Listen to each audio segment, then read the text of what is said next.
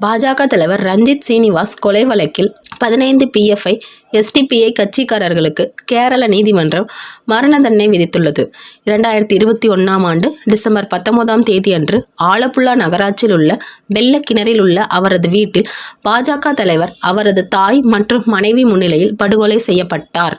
பாரதிய ஜனதா கட்சி தலைவர் ரஞ்சித் சீனிவாஸ் கொலை வழக்கில் 15 குற்றவாளிகளுக்கு கேரளாவின் ஆலப்புழா மாவட்டத்தில் உள்ள நீதிமன்றம் செவ்வாய்க்கிழமை மரண தண்டனை விதித்ததாக மாத்ருபூமி செய்தி வெளியிட்டுள்ளது.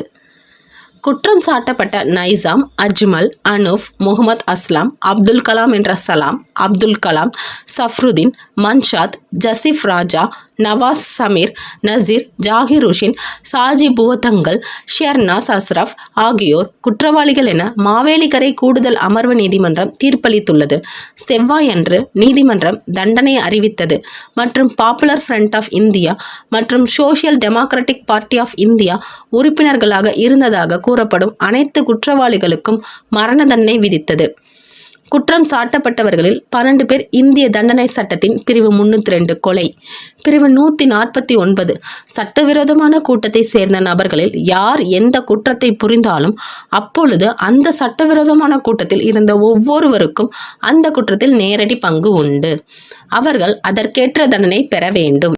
மீதமுள்ள குற்றம் சாட்டப்பட்ட 3 நபர்கள் பிரிவு 302 கீழ் மற்றும் பிரிவு 120B தண்டனை பெற்றனர் என்று நீதிமன்றம் உத்தரவிட்டது. த இந்து நாளிதழில் வெளியான செய்தியின்படி பாஜகவின் OBC மோர்ச்சாவின் மாநில செயலாளரும் வழக்கறிஞருமான சீனிவாஸ் டிசம்பர் 19, 2023ஆம் தேதி அன்று ஆலப்புழா நகராட்சியில் உள்ள வெள்ளக்கிணற்றில் உள்ள அவரது வீட்டில் அவரது தாயார் மற்றும் மனைவி முன்னிலையில் குற்றம் சாட்டப்பட்டவர்களால் வெட்டி கொல்லப்பட்டார். ஆலப்புழா மண்ணஞ்சேரியில் உள்ள குப்பேளம் சந்திப்பில் SDPI கட்சியின் மாநில செயலாளர் KS ஷான் கொலை செய்யப்பட்டதற்கு பழிவாங்கும் வகையில் ரஞ்சித் சீனிவாஸ் கொல்லப்பட்டார் என்பதை ராஷ்டிரிய ஸ்வயம் சேவக் சங்க செய்தி செயல்பாட்டர்களின் அறிக்கையின்படி கூறப்படுகிறது.